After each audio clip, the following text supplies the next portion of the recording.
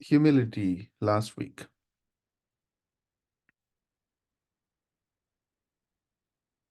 So humility is the most sublimated state of ego. Humility is not flattery or servility. So this is a very, very, important thing to understand about this humility. Like I said last week, humility, it kind of came to me as an sort of revelation to me that humility is accepting the entity before you as is. So when there's an acceptance of the entity before you as is, this entity could be any individual, any living being, it could be a dog, cat, doesn't matter. Whatever is comes in front of you or comes to your even mind, there's a total acceptance of that entity. So when there is an acceptance of the entity, it is not lower than you nor higher than you. So the acceptance happens between the equals. It is a natural state of acceptance. So we treat everything as equal. And the same applies even when you go in front of the master. You cannot say something is very great. Even if you are standing in front of God, you cannot say, God, you are great. Then the acceptance will be missing. Then you and I are different. See where, how deep the humility goes. When you and I are different, then we are not one. So this is where the humility comes in. If I am totally uh, humble, then the acceptance of that entity before me, so then you approach without any boundaries towards that entity, without any reservation towards that entity. Someone asked Chariji, the previous teacher, guru, how do I approach the teacher? He was called master. So he asked, how do I approach the master? And the Chariji's response was, run towards that blighter as if he does not exist. What it basically means is you should go towards this higher entity, even though we are calling it higher. There's no higher or lower. Towards this entity without any reservations, without any differences. That's the whole idea of approaching the God or the higher essence with total humility. Means total acceptance, and there's no, what should I say, reservations, differences. The moment I say you are higher and I am lower, there is a difference. Then I am not in humility. So a humble person is respectful by nature and cultivates reverence in one's heart. So there is a total reverence for everything and anything.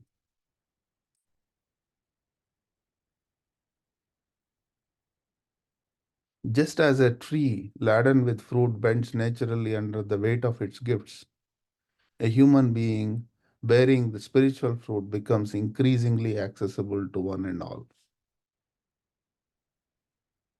So humility attracts grace.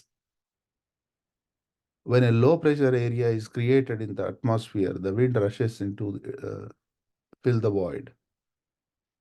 In the same way, when you create space within by sublimating the ego, you create a low pressure area in the heart, which is then filled with grace.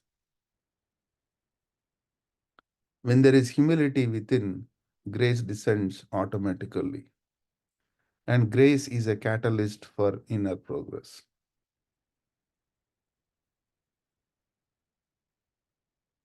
So that ends the chapter on humility. Any comments, any pointers you want to share?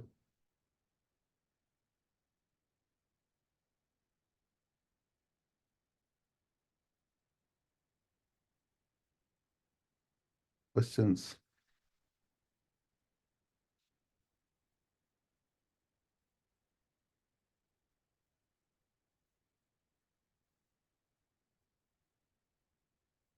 All right. Let's go to our next chapter. Liveliness. Long drawn faces, gloomy moods, and irritable behaviors stretch the journey. But a song in the heart, a smile in the lips, on the lips, and a spring in the step make the journey livelier. Cultivate an attitude of liveliness. Become livelier, more cheerful. Carrying the baggage of sadness, sorrow, and happiness will not work.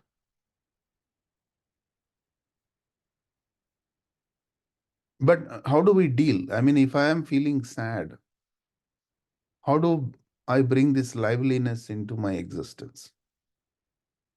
If I am like sorrow because of whatever the incidents, situations of my life, how do I bring this cheerfulness into my life? Right?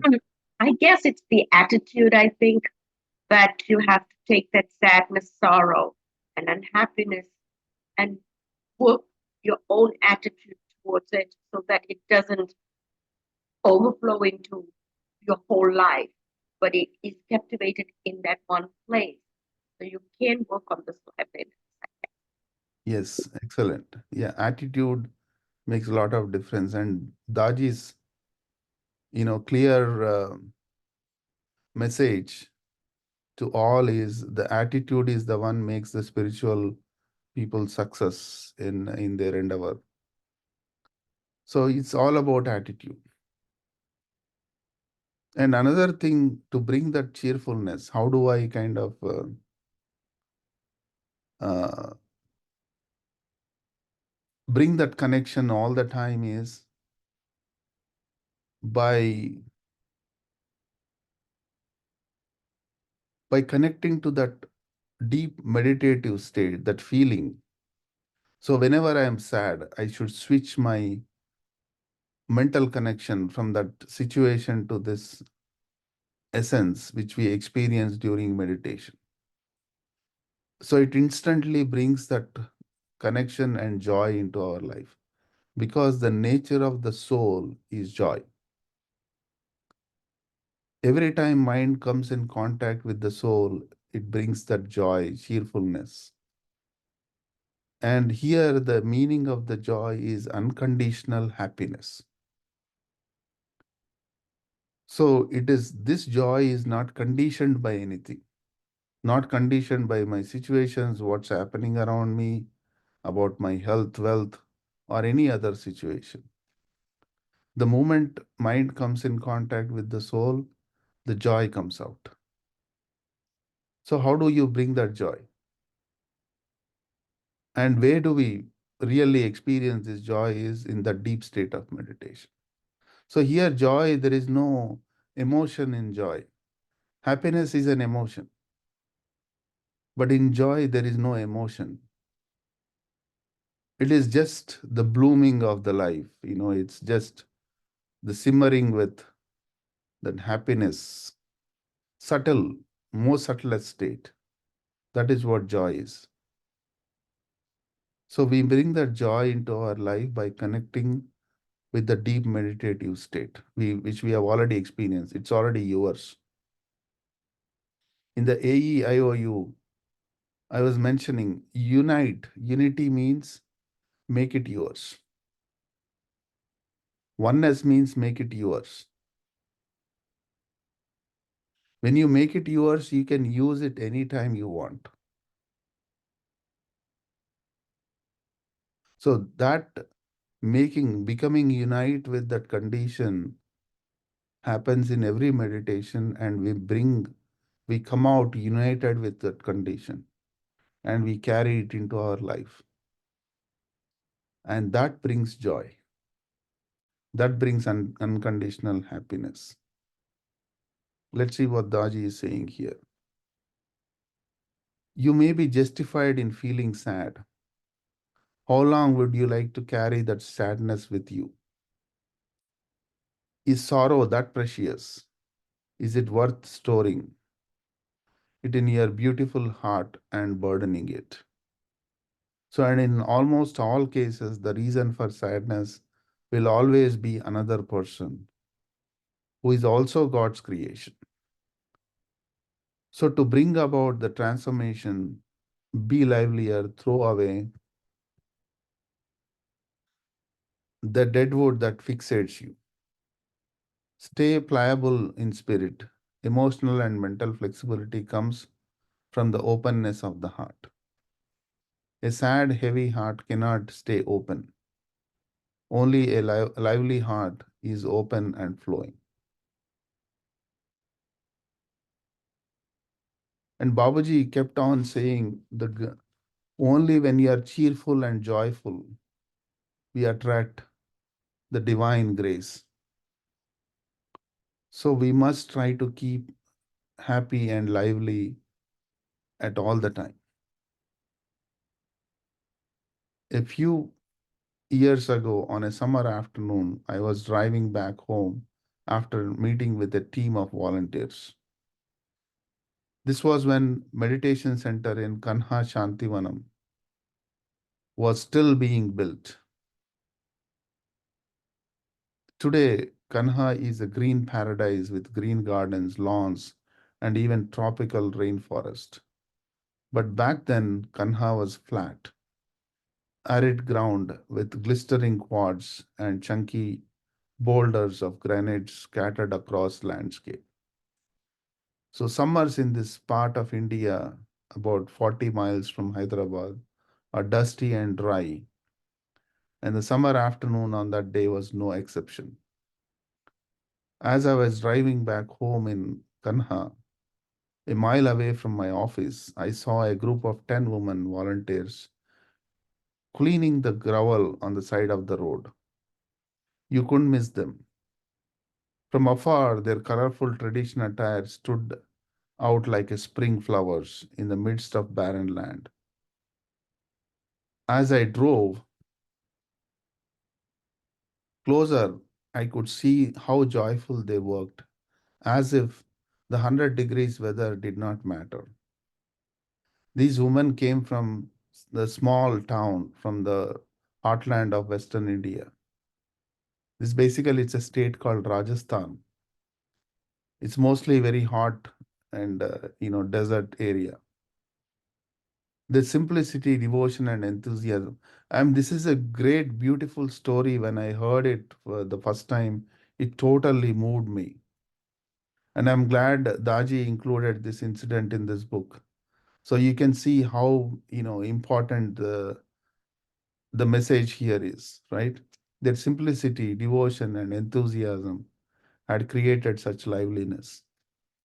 I pulled over and I requested them to visit me at home later that afternoon. When they arrived, we sat for meditation. Their hearts had such a devotion that felt as if they were turning the face of the divine their way with the same ease with which one pulls a branch to smell a flower. A few minutes into the meditation, I felt a strong jerk in the center. Once in a while, it happens that the pitch of someone's devotion rises to so high that it creates a reverb in the center. So here, the devotion basically Daji is referring to is the joy in their hearts. So that joy or the devotion is not towards anything specific, anything particular. See, when the sun is shining, it is shining in all directions. It is not shining in a particular direction. Same thing, this kind of a devotion and joy is not cannot be towards something. If you say the joy and connection, my connection with it towards something, then it narrows down. Its scope becomes small. Okay. So that's why that is the kind of devotion their, you know, their hearts are showing or exuberating. So it's rare like the sighting of a 1,000-year orbit comet, but it happens. But what came next melted me away in love. Like clockwork, there was a jerk after jerk in the center during meditation. One after the other, the loving calls from the heart of these women were echoing in the center. I hadn't witnessed this before and haven't seen this happen since. It was such a moving experience, and after the meditation ended, I request them to that they stay on for a little longer. We all had some coffee and spoke for some time. One of my associates took a picture with us, of us. I still have the picture in my study as a reminder of what innocent purity of hearts can evoke in the highest. See, these women are very simple working ladies from a small village, no big education, nothing. Probably they have not read anything. But in one session with such a devoted, joyful heart, they were already at the highest. And this was the Daji's comment. He did not include it here. He said it's just without any effort they reached the central region. There was no effort from Daji. It just happened so smooth and so naturally. It was a very unique experience for Daji himself, giving a meditation session to these women. So, and what was the secret to this momentous experience? Their attitude, like you said, Bina, the attitude, their approach to life and to one another created something that compelled the descent of the highest grace. So the highest grace descended just like that into their hearts. Their beautiful souls represented the purity and simplicity of their attitudes. If you implement anything from this book in your life, let it be the cultivation of attitude that enable your life. So it's basically the attitude and the cheerfulness we can bring to our life, aligns everything in our life, according to the higher divine plan. It's a beautiful message here. Let me see if Daji's session is starting. Then we can, if you like, I can play let me stop the recording.